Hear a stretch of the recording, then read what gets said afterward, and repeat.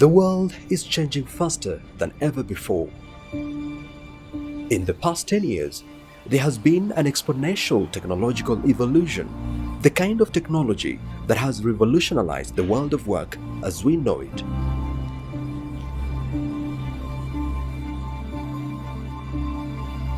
The Lawyers Hub was founded on the principle that law needs to interact more with technology, and that greatly affects tech policy as well as access to justice. So the Lawyers Hub exists as a confluence between law and technology, working on tech policy, on emerging technologies, as well as increasing and upskilling the knowledge of lawyers in the area of technology. We support tech startups as well to ensure that the tech ecosystem also engages in policy, but as well understand issues around data protection, issues that also concern their structure, as well as intellectual property. If you look at the evolution of technology, it's been relegated as an alternative in most systems. But the realization that 21st century has brought us into is that technology has to be an integral part of our day-to-day systems. And if you look at some critical technology areas like artificial intelligence, blockchain, nanotechnology, biotechnology, then it gives us a strong indication that if we do not start having discussions on the use of these technology areas, as far as law is concerned, then we may be in some kind of trouble. So Lawyers Hub is leading the debate on the use of these technologies, especially in Africa.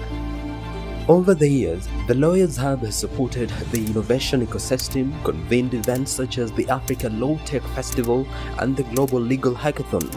The Lawyers Hub has also supported government innovations within the justice sector, as well as trained government institutions and more than 10,000 lawyers across Africa on emerging tech policy. Our dream at the Lawyers Hub is to have open access to law. We envision a continent where there is access to justice through leveraging technology and with a crowd of enlightened lawyers. We see a continent that also protects its own through better tech policies, that emerging technologies, through its regulation, will offer better value and consumer protection for the people within Kenya and within the African continent. We envision that we will convene policy makers, regulators, as well as lawyers who are more enlightened on emerging technologies and with better digital skills. And we invite you to be a part of this great vision for Kenya and for Africa.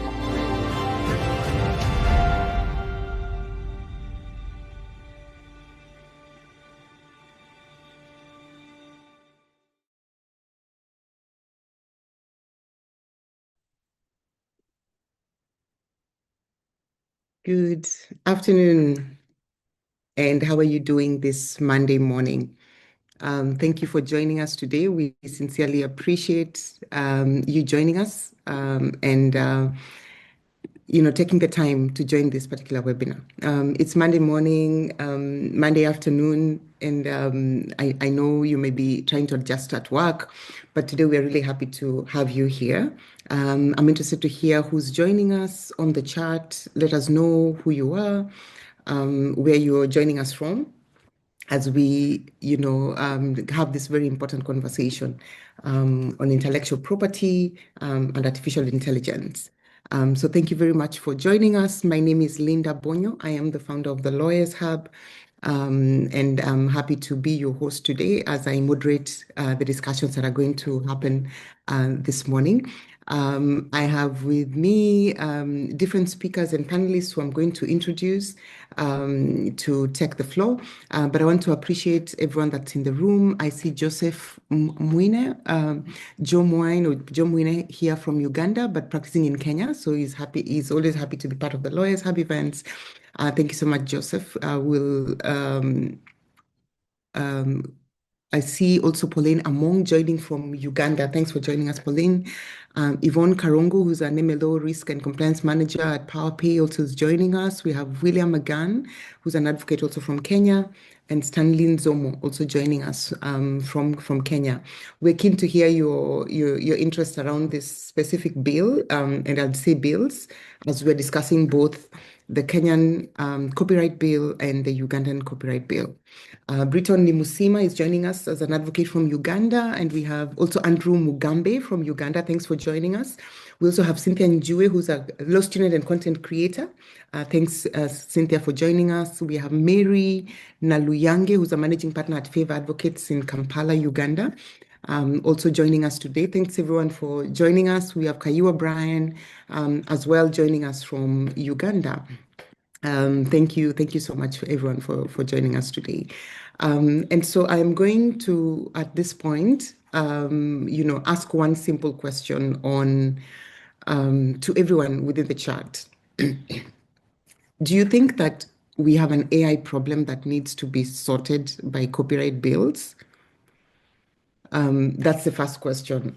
This conversation is a build-up from last week's conversation that we had, and it was exactly on the question of artificial intelligence bill in Kenya, and building up on the fact that it had no AI provision. It had no copyright or intellectual property provision within the AI bill. Since we last spoke last Monday, Parliament has sent back and directed the Ministry of ICT to produce a national policy framework for the country. So the underlying question is, do we have an AI problem that copyright bills that are coming up and being drafted within the continent? Do we actually need AI provisions that will cover this? So that is the basic question that we are asking on this particular call. And if we do have that problem, where exactly should we legislate? Where should this come from? And so today we'll be happy to discuss both the Kenyan angle and the Ugandan angle.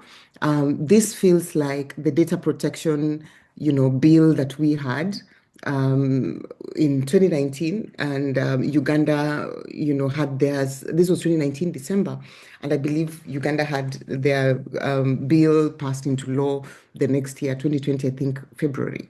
And so they say that if Uganda sneezes or Kenya sneezes, the other catches a cold.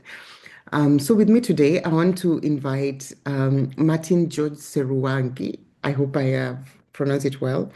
He's an advocate of the High Court of Uganda and all court subordinate. He's a regulation officer at the Uganda Registration Services Bureau, the National IP Office, and the National Copyright Information Center, with specialization in business registrations and regulation, copyright and neighboring rights registration and regulation, and legal compliance.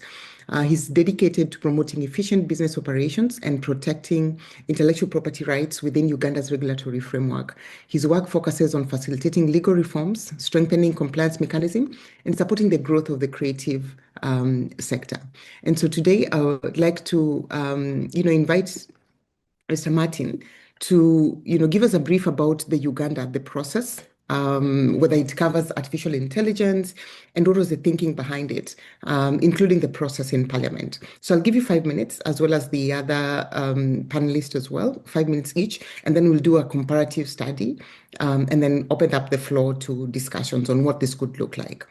So thank you so much, Martin. The floor is yours.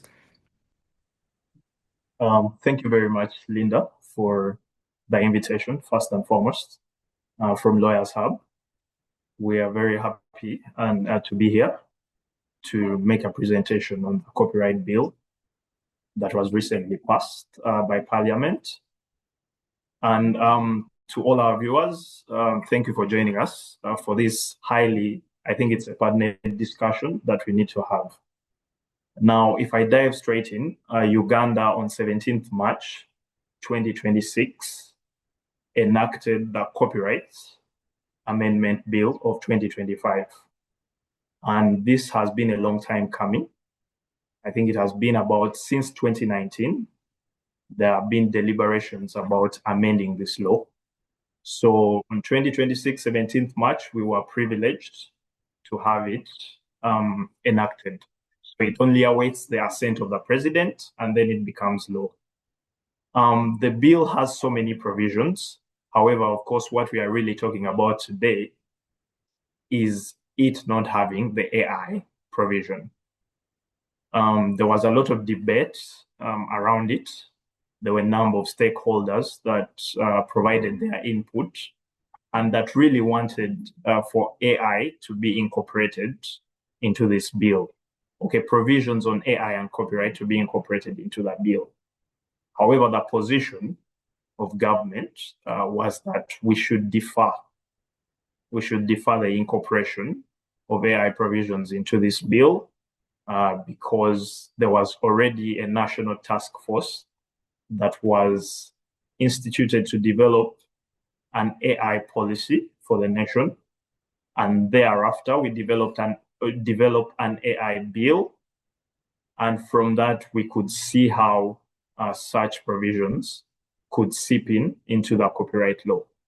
So that was the position of government, and the members of parliament seem to agree with that, even though the report from the committee had wanted some provisions to be enacted, but when it was put up for plenary session, it was decided that this should be deferred to a moment when we have an AI national policy, and when we have an AI bill first and have more consultations and discussions on that.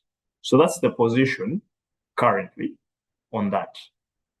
Later on, I could go into the reasons why I think they chose that defer process. Okay. Thank you. Thank you very much, Martin. I have several questions. Number one is on the policy. Uganda does not have a national AI strategy yet.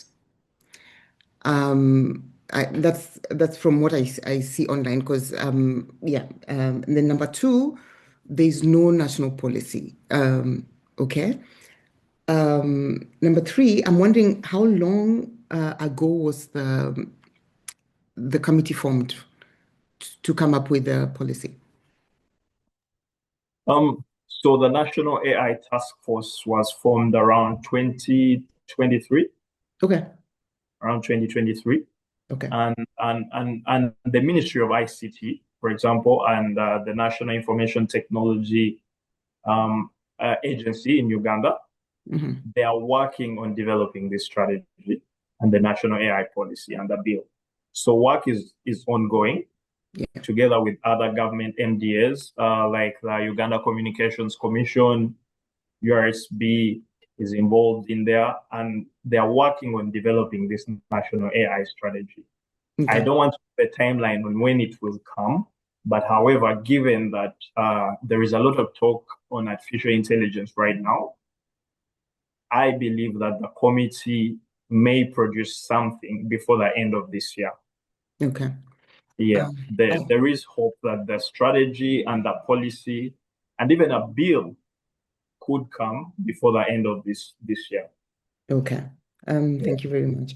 I would like to ask about what you see as positive from the bill. What do you see as this is a problem that we're actually solving this bill away from artificial intelligence? So the bill is introducing so many good things for the Ugandan creatives out there and everyone that uses everyone that wants to see copyright and intellectual property protection thrive. Number one, we are domesticating all the WIPO copyright treaties that we have ratified or acceded to. So all those treaties are being domesticated in this bill, which means that, of course, enhanced protection for our creatives. Second of all, we are introducing so many things that enhance digital protection. For example, we are making circumventing technological protection measures a crime. So it's an offense in Uganda with the assenting of this bill to circumvent technological protection measures.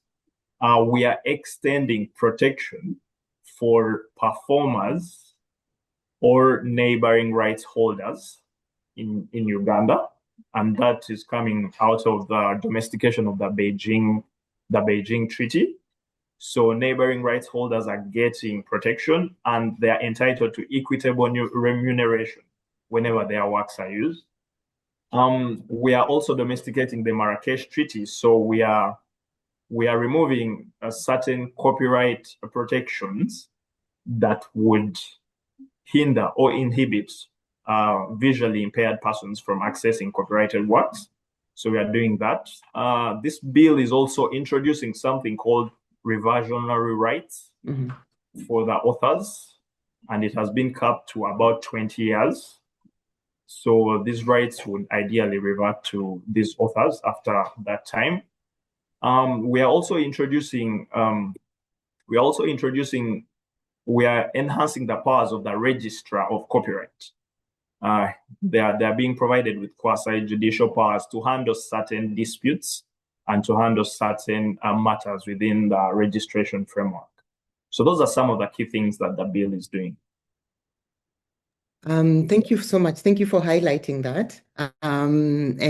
We are going to go to Kenya and hear what has happened in Kenya, what the process has been like, and then make a comparison what this could look like. So thank you so much, Martin, for highlighting, what's in the bill and what ideally, are the gains that we have within the Uganda copyright bill that is soon to be assented by the president to become law. At this point, I would like to invite, I would say needs no introduction, but he is a performing artist, somebody that we also enjoy to listen to. But today he's representing the Kenya Copyright Board, and he's going to talk about Kenya and what are the positives that we're getting in from the Kenya regulation, soon to be law. So with us is Dan Aseda. I believe he's in the building. By building, I mean Zoom. Yes, So, yeah, can you hear us? I can. Thank Yes, you. perfect. We'd like to hear about the bill, where the stage it is at, but then also whether it handles artificial intelligence. So feel free to highlight what you see as positives and gains within the bill. Yeah, thanks, guys. It's a pleasure to be talking to you guys. I need to preface by saying I'm not a lawyer. So if I'm not speaking to the Lawyers Hub to other lawyers, but I'm not a lawyer. So if you hear me saying things that don't make sense, forgive me. My work is in the craft of creation. So I guess I'll give a quick history. We've never really deliberately written a corporate law.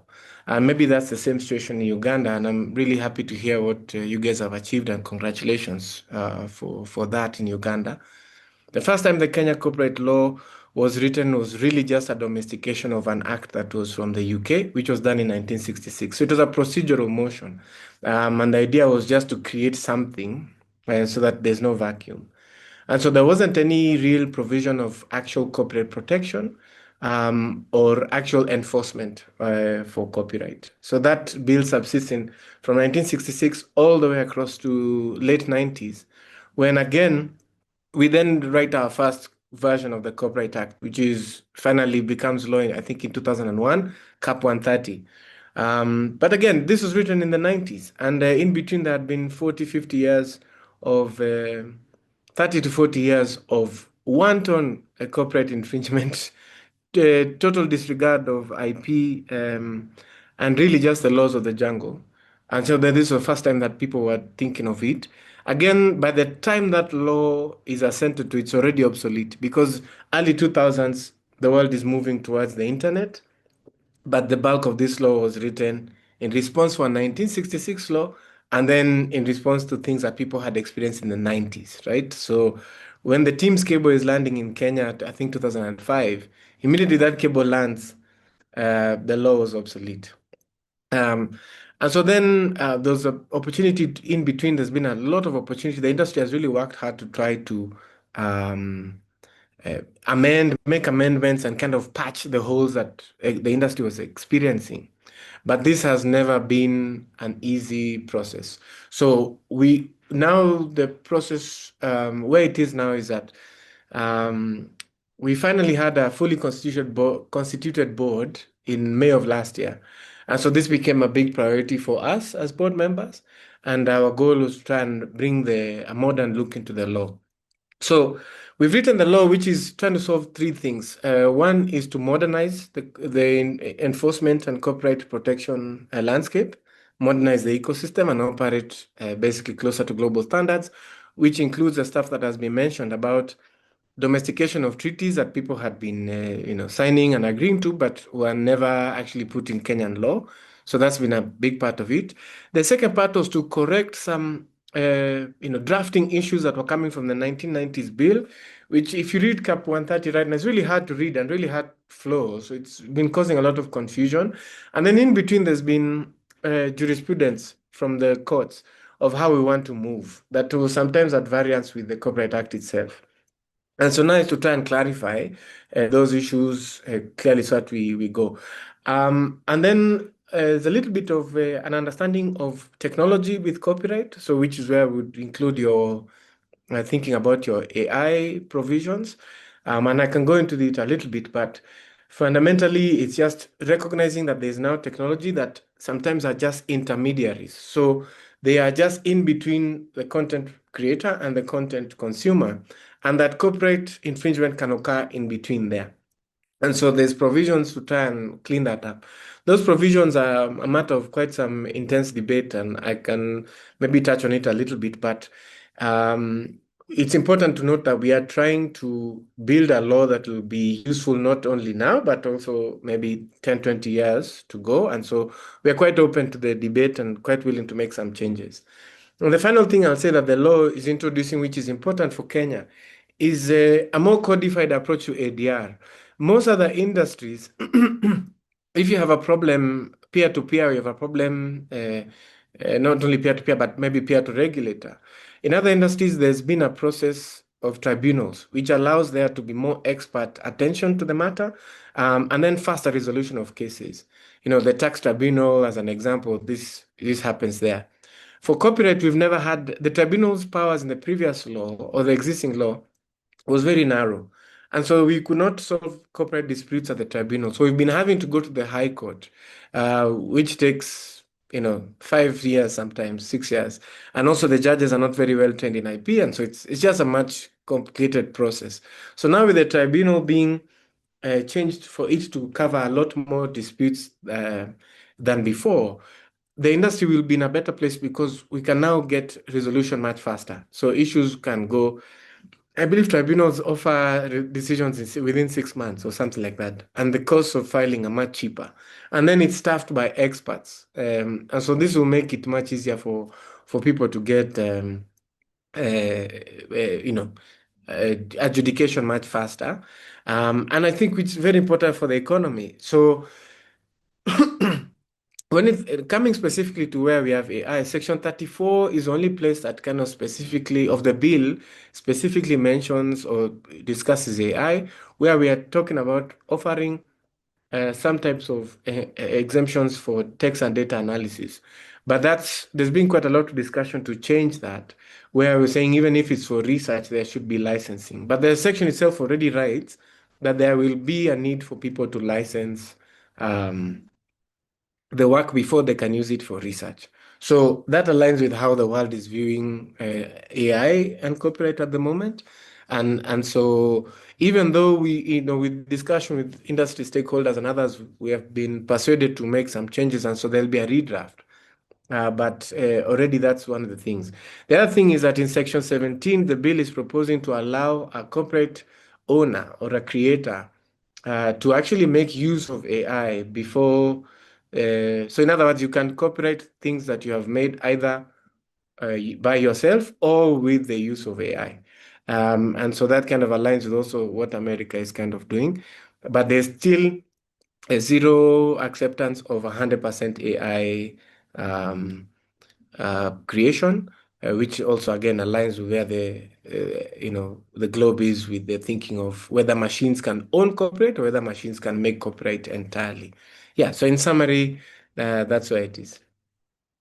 Excellent. Thank you. Thank you so much. You talked about, my first encounter with copyright was around, I think it was CMOs, that they were constantly in the news on collection and paying, artists. Then does this problem get solved? That's the major question that we see. And I think it's also a question coming up for Uganda, around control.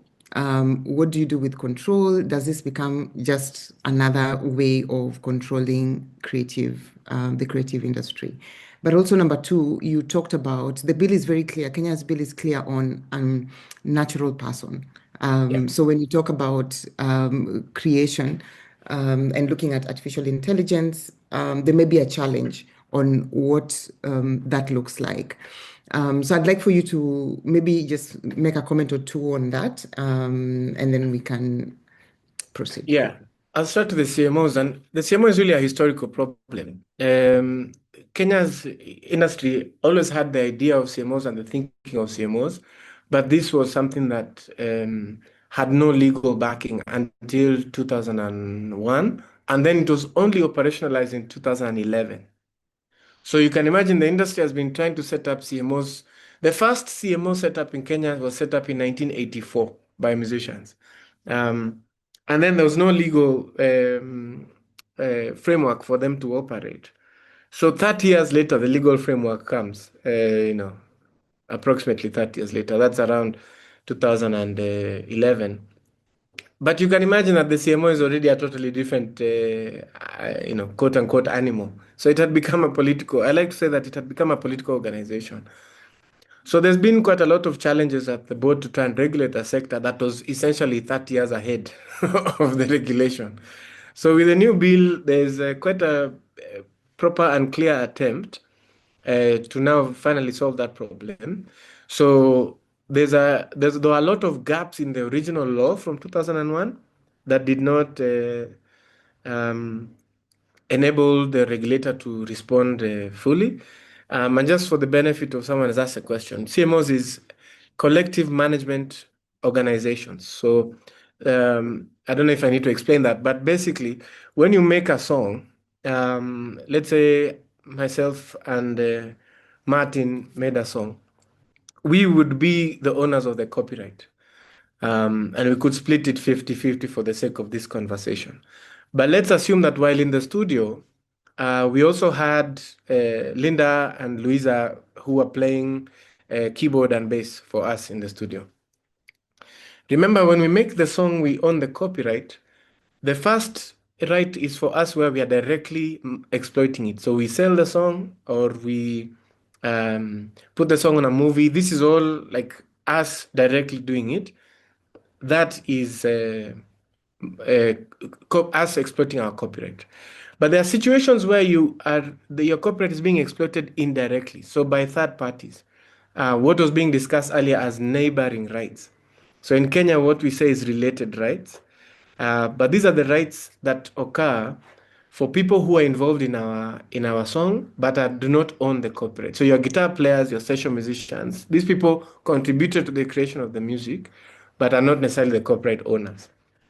And where their right comes is where the music is being communicated to the public by third parties. So when a radio station plays the song, for example, and is playing it to its audience, in that situation, the copyright owner is not involved.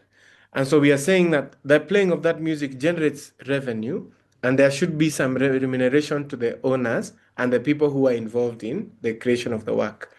And so it's impractical for every single corporate owner to go and collect the money from the registration directly.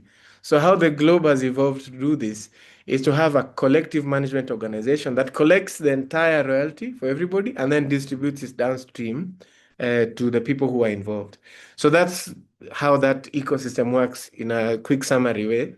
And so now one of the gaps was that CMO regulation in Kenya did not have any requirements on the CMO, for example, to even be tax compliant. It was silent because we took the European approach, where the European approach is that there's very little active regulation at the beginning, but very strong continuing regulation as you move.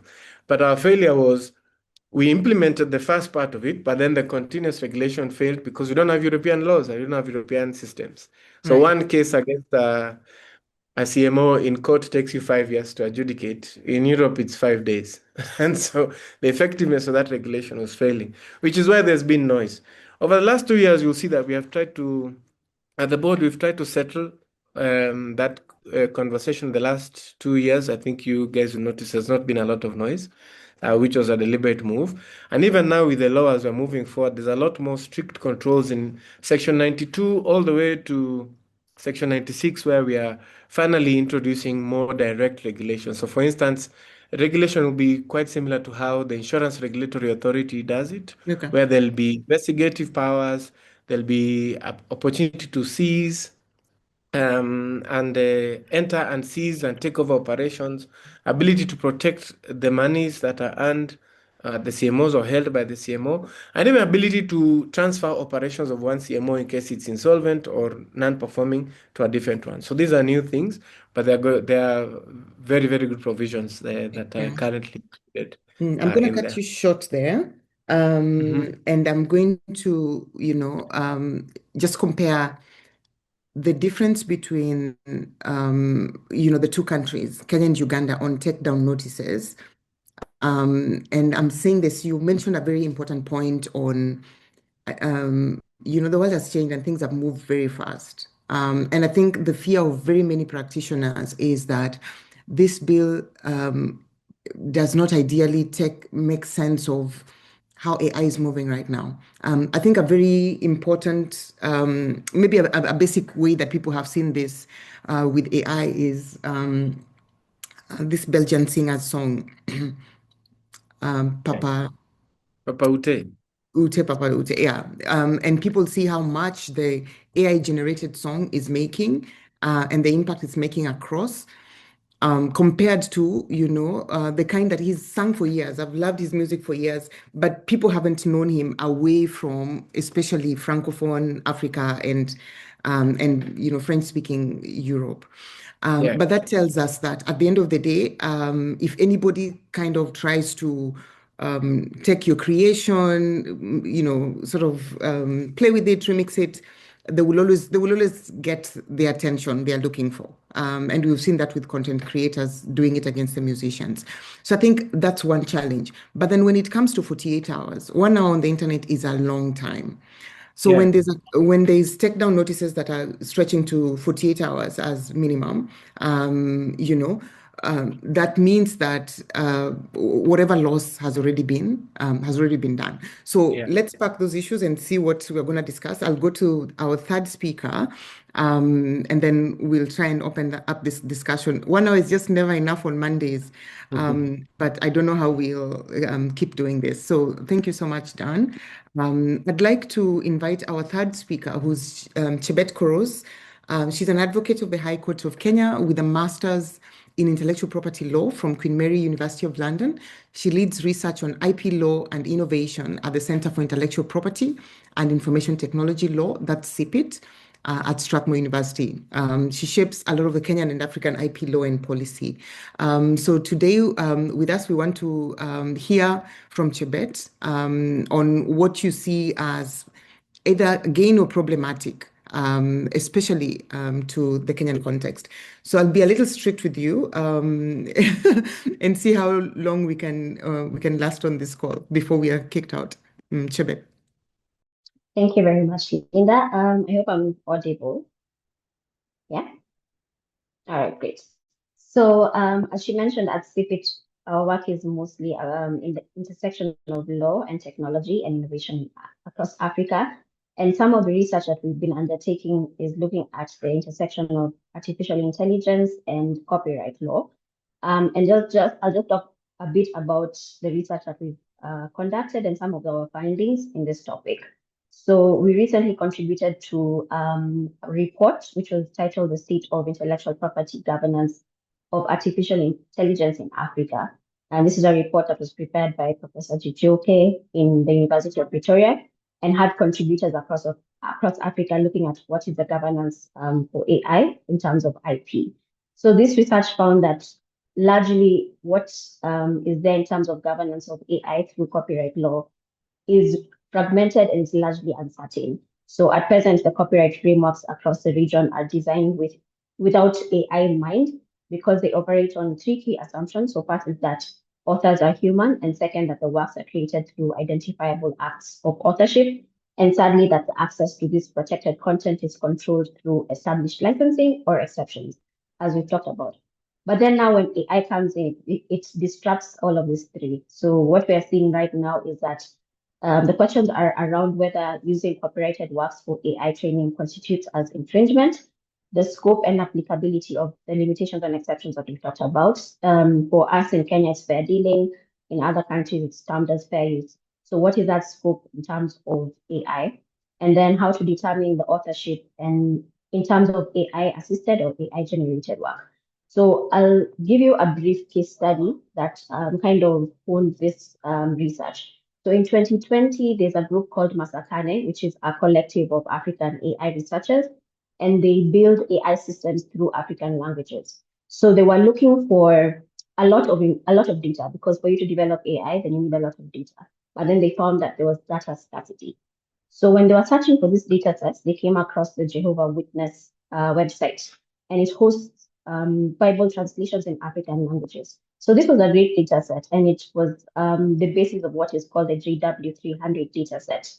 So when they were trying to use this data set, they came to us as CPIT to ask us, is it legal for them to use this data set? And we looked at the copyright notice that was on the Jehovah Witness website, and it basically said that, or rather prohibited text and data mining. So this meant that they couldn't use it. But we went ahead and sought permission and wrote a letter to them and asked them on fair grounds, fair use grounds, can we use it?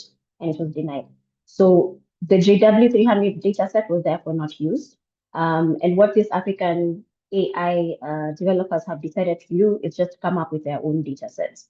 So this actually reflects how copyright intersects with AI and how AI development can be hindered by copyright, because the moment where the language data is recorded, then that becomes a copyrighted work, and the person who recorded it, so in this case, Jehovah Witness, owns that data set, despite it being African languages, despite the transcribers who were probably Africans who were used to come up with that data set. So this led to the question of asking, where is the situation where you can have Africans not being able to access data that they actually own? And more often than not, we have in such scenarios where Masakane is looking for data sets, they'll be funded by they'll have some funding, and this funding often asks them to have an open license to give out this data set. So this could be a copyright license, zero, copyright Creative Commons zero, so that means that the information goes to the public domain. But then also this comes with a question about, with the openness, is there any equity? Because where there is a lot of infrastructure, often outside of Africa, they are better positioned to use this data to build systems and commercialize them. Meanwhile, African developers and communities remain largely the margins of have value creation margins. So in response to this question, our director at CPIT came up with an open license, an open data license. So this was work that was done between her, or rather collaboratively, her and Professor Chijoke in University of Pretoria. And here the question was, what about the rights and the interests of those communities who are contributing to the language? So I'll give you a brief introduction to the Noodle license. And this is a tiered licensing framework that is designed specifically for African language datasets. And its objective is to balance openness with equity. So here, unlike traditional the open licenses, Noodle will introduce the context-sensitive conditions. So it recognizes that not all the users operate from the same position of capacity or benefit. So it incorporates principles such as community recognition, benefit sharing, and differentiated access based on use and geography. In simple terms, it just means that if you're a user from Africa or from a developing country, then you're able to access datasets, African datasets specifically, for free. And you can also commercialize it outside of Africa. But if you're a user from outside of Africa, then it means that you have to give some benefit back to the community. So this is creating that, or rather giving a solution to where there's inequality in where there's the data being offered by a community, and then somebody else who's using it to come up with AI development. Yeah. So how does this tie into the copyright bill that we're talking about? So as we've discussed before, that there's a section that's talking about text and data analysis. for non-commercial research, which is a great step forward, which we welcome. But then based on what we've actually seen happening on the ground, it's also limited. So it talks about research use. However, as I've mentioned, very often the research will be done. There'll be a requirement for licensing, often an open license. And then that means that there could be commercial use by somebody else without any benefit back to the community. So these are some of the loopholes that we've seen in the bill and some of the provisions that it's providing. There's also the technological protection measures we've talked about, which unintentionally can also restrict the AI development or research because data scraping, cleaning, removing of the metadata sometimes can be interpreted as unlawful circumvention, but then it's necessary. So there needs to be some of the sections we talk we've seen need to speak to each other. The other gap we've also seen is the one on human authorship, where the Act says that it's a natural person, but there needs to be some form of clarity in terms of administrative guidelines on what actually amounts or what is the threshold for AI assisted works. To what limit must the author have control or have been assisted for it to amount to copyright? Okay. So those are just a few of the things that I can mention, given the short time. Yeah, Chebet, I'm going to ask one question. If you put it in context, there's been OpenAI is in court in the US, Anthropic is in court. It's all related to intellectual property. There are claims that Anthropic, for example, that owns Claude, that they bought books and then they use these books to train AI, and now and then they threw those books away. And now authors are saying that all their work now appears, if you search their work, it appears as, AI generated. Do you see a similar, provision? Because every time I ask myself, who are we legislating for? We think we are going for big tech, but we actually end up legislating for small people, So I don't know what your thoughts will be on that. So with that case, I think it was rather the ruling was based on the work that they legally accessed versus the one which they, scraped from the internet, which they did not have permission to use. So I think the court said that for the work that they had, then that was fine and that was not infringement, but then the work that they did not have, then that was infringement. So for us in Kenya, okay, I'll talk about, let's say, the law that we currently have, which basically, if you're going to train AI, you're going to use more often than not copyrighted work. So you can either get it legally by getting a license, or you can get an exception, or you can just use it broadly, which is also some research that we did a few years ago where people who are coming up with AI, developing AI, often are just using the information without permission. So in such a scenario, and with the law that we have right now, that section that talks about text and data analysis provides for, it's not an infringement where you have legal access to the work, and where you don't use it for commercial benefits. But it does not, rather, it will end up being the same situation as in that case, in my opinion, because it will say that if I have access to the work, despite not being given permission to use that work to come up with an AI tool, or does the consent mean that when you come up with your AI tool, am I going to get some benefit out of it? Am I going to be able to use that AI tool without paying for it? Or am I going to pay for it at a lower rate? That kind of is left in the, we don't know really. Thank you so much, Yvette. You make some really good points. And I think I would like to, highlight from what you've talked about, there are always consequences. Unless I'm wrong, in the bill, I saw the highest sort of fine is 500,000. And I wasn't too sure. I think we should just adopt the whole turnover, based fine method.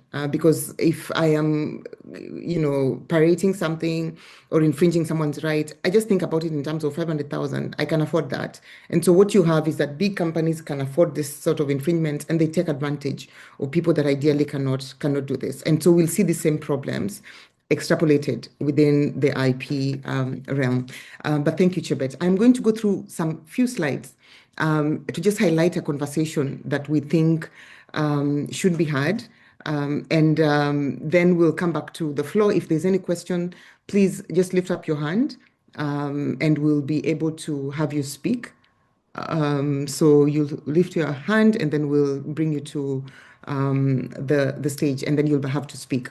If my speakers don't mind to give us an additional 15 minutes, we should always say this webinar ends at 1:15 because 12 o'clock has just not, worked for us this far. But we want to just go through some slides quickly on what we think would be, some recommendations and the stuff that we can fix and solve in this case. So we'll go like, 20 seconds a slide. We think that there are some gaps that could be fixed. We see Uganda and Kenya have, almost the same time frames. I don't know whether, Uganda has the power to send back the bill like Kenya has, where the president sent it back to parliament and says, fix this. So that's maybe still an opportunity to, to get us there. But what we see with Uganda, both the Ugandan bill and Kenya makes no mention on AI. And we also know that the bill, so they have a shared language. There's just no AI. And I think the dependency on treaties is a problem because globally we just have a problem with coming in with tough regulations because big tech is in charge of the world. So I think the waiting of treaties will take us a long time. So we see these two bills have no mention of AI bills, but where we see that these things intersect, there are 10 things that we think we should talk about.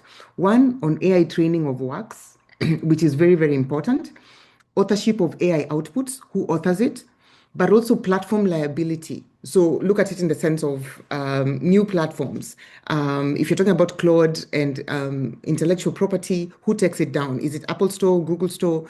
These are the new, platforms that we are talking about. If it's music that we are referring to, like the Papatoy song, is it Instagram that we use it for Reels? Exactly who that is, And then we see in Kenya, the AI bill mentions deepfakes, and the copyright bill sort of talks about this in a sense. And then we have, in terms of creator compensation, who is the creator? In this sense, it's a natural person in both cases, but is that true? Then we have institutional fragmentation. We see when we read the AI bill last week, we saw the introduction of an AI commissioner, for example. And then we have now the copyright board. We spoke about if we introduce the concept of artificial intelligence in terms of regulation, we must have a coordination mechanism. And then in terms of AI labeling, it's partially covered within the AI bill, but the copyright bills, it will be useful to hear what you think about labeling of AI works. And then training data disclosure. There needs to be a requirement on where you're getting your training data. You have to disclose that. And then also creator opt-out rights. You can actually opt out of your work ever being used for artificial intelligence and training. And then the conversation that I think Chebet has also highlighted on AI-assisted ownership, which will be useful to talk about. So I have highlighted this, in terms of coordination, missing money, transparency, and the ownership vacuum.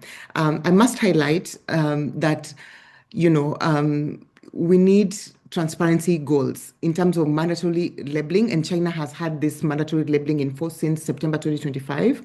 Then creator output rights. The EU enacted this in 2019. Kenya still lacks it. So there's no statutory right for creators to exclude their works from AI training in either bill. So we can get that from the EU provisions. But then also in terms of AI-assisted ownership, Section 21(3), where AI involvement makes authorship ambiguous. So I think we need to look at that clarity on what needs to be done. So how does Kenya compare to the world? We looked at this, and you can read this in your own time. We compared Kenya, Uganda, China, the US, and the EU on this specific provisions on AI training on works, AI-generated authorship, platform liability, which are these AI platforms, deepfakes, creator compensation, institutional coordination on what you do. Last week, we talked about the coordination that's happening in the UK If you didn't attend our last conversation, it was very useful to understand artificial intelligence and its regulation vis-a-vis the Kenyan AI bill. And we saw that the UK has a coordination mechanism where they do not create a new body to do it, but they empower existing bodies to actually regulate artificial intelligence, but they have a coordination mechanism.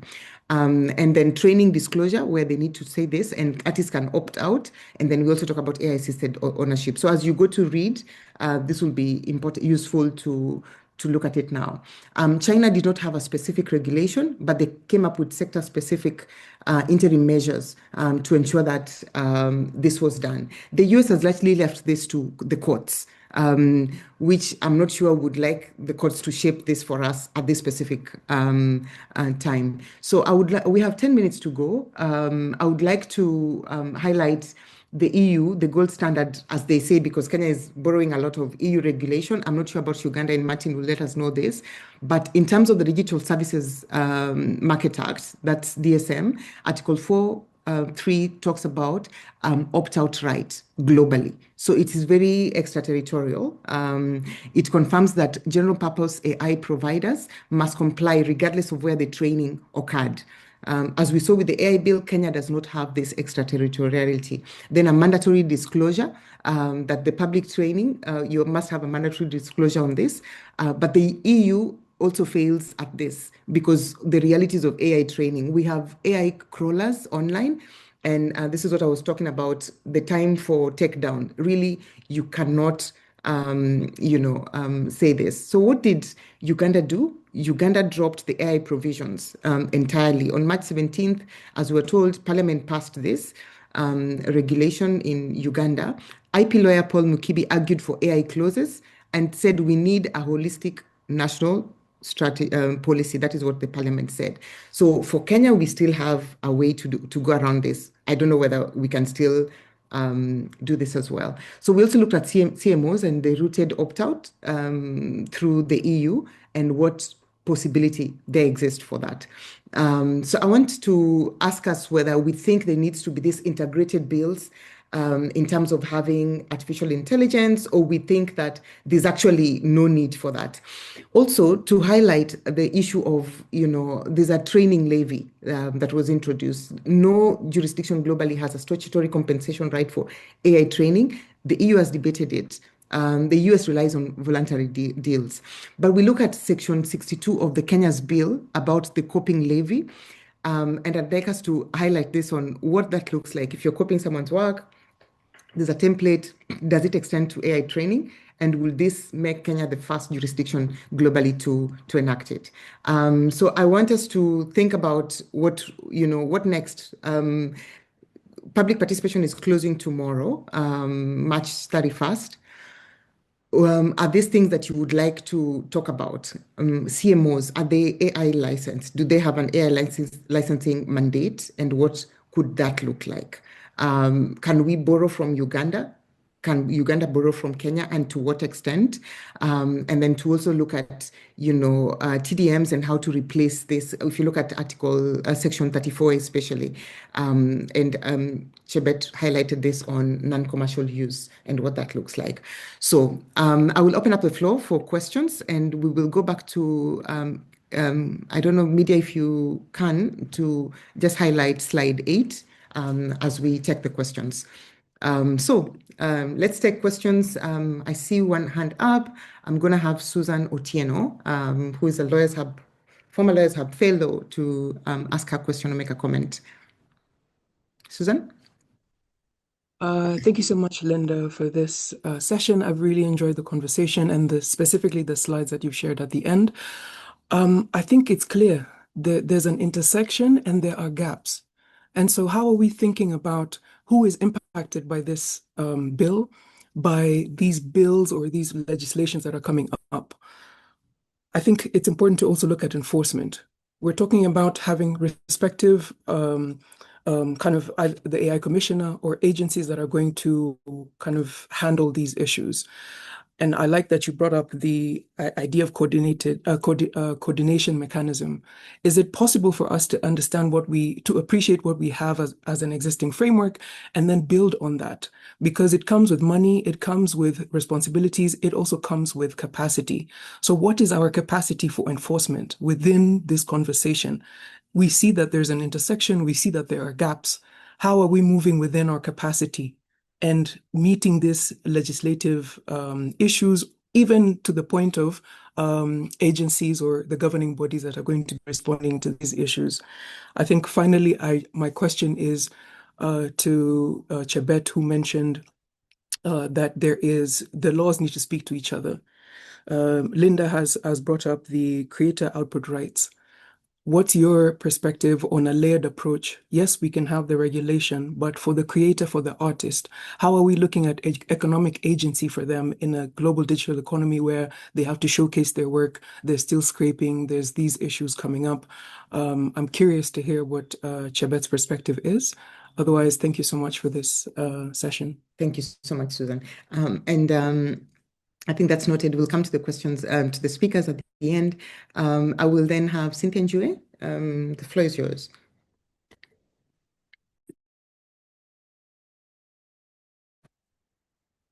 Hi, thank you, Linda. So I am particularly concerned when it comes to artists and content creators because especially when it comes to music-oriented AI, it has been seen online that these AI engines have been fed millions of songs, and that is where they get their capability to generate songs from. It is not that AI is, innately creative. It is informed by content that is already existing online. So when it comes to an artist or a content creator feeling like their rights have been infringed in, their work has been used to inform a certain piece of content that is probably going viral online, for example, how can they then prove that this is my content that has been used to inform this piece of content, seeing that AI sort of scours the internet, finds different perspectives from different music, and then puts it together depending on what one has prompted it to do. Yeah. And what are the provisions for that in Karen Nyamo's bill? Because I don't see anything of that sort, which is leaving, artists and content creators vulnerable to having their content and their hard work used by others for monetary gain and otherwise, and they can't do anything about it. Yeah, thank you. Thank you so much, Cynthia. Let's go to Brian, and then we wrap it up. Brian Masharia, thank you. Well, thank you, Linda. I have 3 questions. My name is Brian from Kenya. The first question is, who is liable when the AI causes harm? Is it the developer, the user? The second question goes back to, is Kenyan adopting the risk-based AI regulators similar to the EU? That's the second question. And that question goes back to all of us. How should the companies handle cross-border data transfer when the AI models? Excellent. Those are the 3 questions. Thank you. Thank you so much, Brian, for your questions. There was a really great question on the chat, and someone deleted it, but it was interesting. They said by Uganda, dropping the AI provisions in the bill, does it expose Uganda creators, especially to this new big tech companies that are, using this training data from the global south, including Uganda? So those are the questions that I think have been asked, and I am going to come back to my panel to see what actually, resonates for you. Here we like to talk about how we can shape the law. And I'm so grateful that you all joined us on this call, because this is how we shape policy. We get our voices heard, and we've had opportunities where policymakers have been very appreciative because we all can't see it the same way. So I'm grateful for everyone who's joined in today, because you're really shaping the trajectory of policy in your country. So I'm going to start with Martin. As Martin speaks, Musi Florida says, let's examine the concept of transformative use of a component of fair use, as in the case of Andy Warhol Foundation for Visual Arts versus Goldsmith? What is the proper test for work that is transformative in the fair use doctrine, especially for artificial intelligence? It's a long question, but I think that's case law that we could, think about as we speak. So, Martin, the floor is yours. What resonates from you from a Ugandan perspective? Is there any opportunity that we could change? Anything? What would lawyers in Uganda do? Like, for example, this webinar, we've done it together with the Law Society, the Uganda Law Society. Do you think that there's flexibility? And Precious Nicole says this, do you think the current IP laws are flexible enough to handle AI innovation? Or are we heading towards the need for another entirely new framework? In another, 1 year, we have Uganda again coming up with regulation. Martin. Thank you very much for that question, and thank you for everyone that has asked questions today. So I think that, in my opinion, from this session, it is very clear that the questions that we are dealing with are really and are genuinely complex questions. And in my opinion, I think that the approach that we took as Uganda to defer this, given the timing of when the AI suggestions came in, was the right position. But I would also mention that we are genuinely aware that we need to do something about AI and copyright and the intersection. Just that the problem right now, or the urgency that we need, is that we do not need to enact a bad law or a law that has just been put up just because there is a lot of pressure right now. I think we need to enact a law that is nuanced. I think we need to look at all the various jurisdictions and pick from each and every jurisdiction and figure out how we are going to enact, try to input AI provisions in copyright for now. So I think that the deferred approach is better for us right now as we listen and carry out all these consultations that we have to do on AI. And I know the lawyers from the Uganda Law Society, the general public, the National AI Task Force are going to take on this. Regarding the second question about whether the current law is adequate, I believe it is. I believe it is not 100%, but I believe you can use the provisions in the current laws to actually adjudicate matters that involve AI and copyright. For example, most of the jurisdictions have said that human authorship is the way to go for now. And I think the analysis that they have provided is guiding. It can guide us to answer such questions. And regarding the questions of training data sets by AI companies, those ones could also be resolved using the fair use provisions that we have. So I believe the laws have been designed in a way that they are a little bit tech neutral, and you can actually, using analysis, apply them to the current AI situation as we work on getting a very robust framework for AI and copyright. That would be my proposition. Excellent. Thank you so much, Martin. I appreciate that. And we are grateful to have your ear. So whatever you had here, just tell the president, Yeah. So thank you so much for those, conversations. We appreciate you. So we come to Dan. How could you handle the questions that have been raised? What resonates for you? And do you see an opportunity for flexibility? Dan Aseda. Yeah, great and good questions. I think for me, the one fundamental thing that is something that I would like to reiterate is that, unfortunately, the current path that the AI platforms are on is a path that is 100% fixed on erasing IP ownership. Unfortunately, that's where we are at the moment.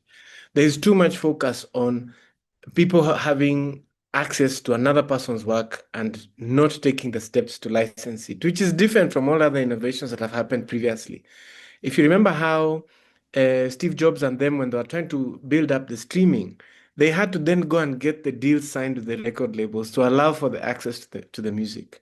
And so that was a step that was taken where there's an innovative product coming, and then there's a step to make sure that the owners are not disenfranchised. We are not seeing that enough of that from the platforms now. In fact, I'm reminded of German musicians have just won a case late last year against OpenAI, and the judge said that training your model on people's requires a license. And so they've won that case in Germany now. Suno is being sued in New York and in Germany. And predictions are that they'll probably lose those as well. And so I feel like AI platforms have got to change the mindset and start saying, okay, the tool has power, but how can we have it not disenfranchise people who own IP, even as you're building? So, because at the moment, making a remix of somebody's song is definitely infringement. You need to get permission from them. With regards to the laws and how we are moving forward, the second thought in my mind is sovereignty. If these issues are happening in the global north, where the stronger legal framework, the stronger protections, the sovereignty questions of how will these platforms operate in Africa is a really important one, because then we've got to be more proactive in how we protect our work and protect our people, because we know that the global north platforms will definitely push the envelope much more when they're here, and will break things much more than they do out there. And so it's important for us to consider. And then thinking about it in terms, I haven't read a lot about the Kenyan AI bill. I believe it's something that should be under the purview of the Communications Authority. In my opinion, uh, I think what needs to be for us to think about really is just a way for the tools to operate within existing law, and to make sure that where there's ownership, then there can be a negotiation. That's what's important for me. I think after we figure that part out, then the rest of the journey will be helpful, and I think we will be okay. And hopefully people's work will continue to be respected. And even as you train your models, you can pay a license. And I think there are mechanisms now for people to pay licenses. So I think it's something that can be done without having people exposed to this level of corporate infringement.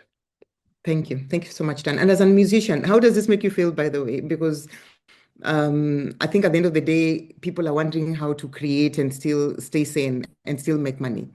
Because whatever is collected, I believe it's not as much as it used to be.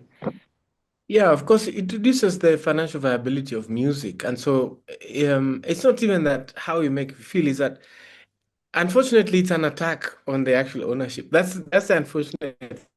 And like I'm saying, we use AI in my office and we use it to fasten our process. We don't use it to steal somebody's content. And I think that's the differentiation that I'm looking for. Yeah. I think AI tools can be great assistants for creation, but I think what we need to be removed is the idea that you can just take somebody's work and remix it. Oh, and by the way, incidentally, Sony Music has just created a tool that you can reverse engineer AI created songs.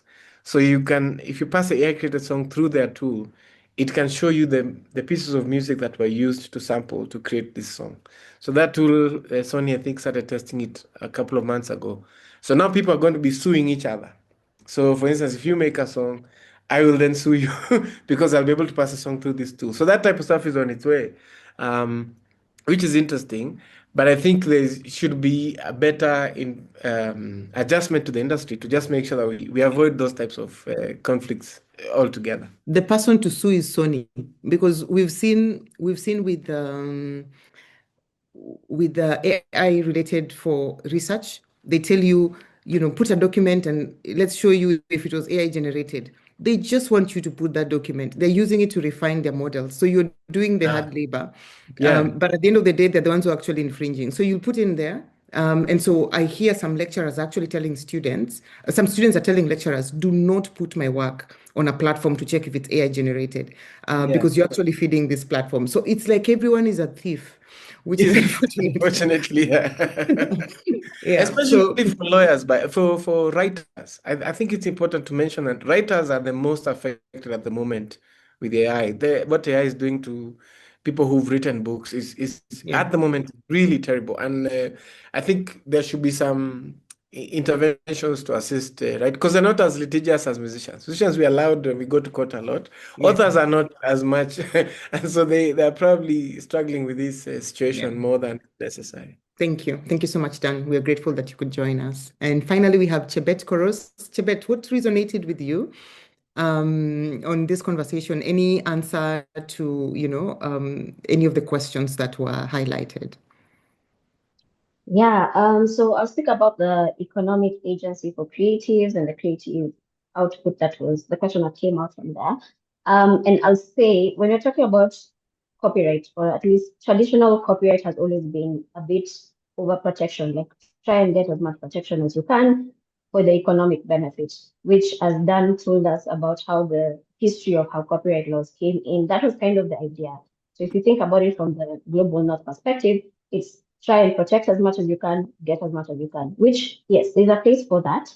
But you also have to consider it from the perspective of balancing the public interest, right? And so when you have the copyright laws being extremely overprotectionist, then it does not help for the benefit of education, for the benefit of access to the copyrighted works for creating more within the African context. Because for us, we think a lot about also use and accessibility of works. So sometimes you need to have there's need for more thought in terms of the exceptions and the limitations within the copyright law that will enable you to also be able to access some of this work so that you can benefit in the different ways that the exceptions brings about. Then there was also the conversation about if the AI is scraping your data and coming up with things, how are you able to find out that happened? Which brings the conversation we talked about in terms of transparency, which needs to be there a lot more, that these AI developers have to be able to ensure that there's a form of transparency ensuring that what work that they've used. I think in Brazil, they have the AI bill, and I think one of talking about the opt-out, for them, you have to think about what benefits you. So I think for them, it's in terms of even payment. If you're going to use my work, then you need to pay me. And if you're not paying me enough, then I can opt out. Some of those things need to be a bit more nuanced to our actual realities within Africa, and not to think too much about, okay, what is the European country doing, but think about in Kenya, are we overly creating, or do we also need to have access to some of the copyrighted works?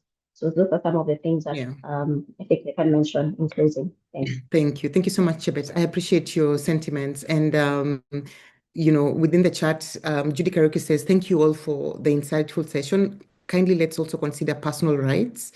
The copyright laws should not be limited to original works of authorship, but explicitly include personal image and likeness. Denmark has set a precedent on this, and so she shared a link from techpolicy.press that you could see. And then Susan Otieno says, where there's ownership, there must be a negotiation. Alois here says, I think some or most of the pertinent issues can be addressed by adopting relevant standards, perhaps through policy, provided that knowledge, capacity, and conformance enforcement frameworks can be implemented in a fair, just, and accountable manner. The big question is, can we accept that we need to improve on our value system and commit to the cause? At present, we have and continue to develop and adopt AI standards, but like that, those already exist. Will they be effective? So really, enforcement. Nyapendi Anna Teresa says, Uganda has no option but to embrace AI and incorporate it in the IP laws. People are already infringing on creators' IP rights and they're going unpunished, So the people rejecting AI are adamant and analog. They may be against change and development, but unfortunately, it's an AI world that we are heading to. We need to borrow from Albania. And this is also something that I think Judy Karaoke had also mentioned, in terms of transparency. This was really, really insightful. I have learned a lot, and I hope you did learn a lot as well. Please follow us on YouTube. You will find some of the videos that we've had in the sessions. Especially advise you, if you weren't here last Monday, please go and watch the one on AI bill in Kenya. There's lots of people who've watched it. It's not lots like influencer type, but lots of intellectual people are watching it. I hope that you watch it as well as a foundation of what's going on. We'll continue to build up on these conversations. Next week, please join us at 12 o'clock. We have conversations every Monday on what's emerging across the continent on digital policy. So if you want to go into tech policy, you want to understand what happens within the digital realm, you can trust us every week. Just look at our profiles on social media and on our email. You'll always find a link and we'll continue to have these conversations. We also ask you to share our content on social media. Don't be jealous, just support us. We're not asking for anything, just for you to like our post and retweet it especially. Comment for reach, and comment immediately you see it, because that's how algorithms work. When it's posted and you see it immediately, they think, oh my God, people actually like this. Let's share it with everyone else. I also want to really thank Uganda Law Society. Thank you, President Isaac, for bringing in this collaboration and speakers. We are grateful for everything that bar associations are doing across the African continent. We're really happy to have your partnerships. So this week, we wish you the best. If you want more about AI, our work is on aipolicy.africa. We have daily updates on what's happening on AI across the African continent. So go to aipolicy.africa. In August, come to Nairobi. If you're in Uganda and you joined us today, come to Nairobi for the Africa Law and Tech Festival.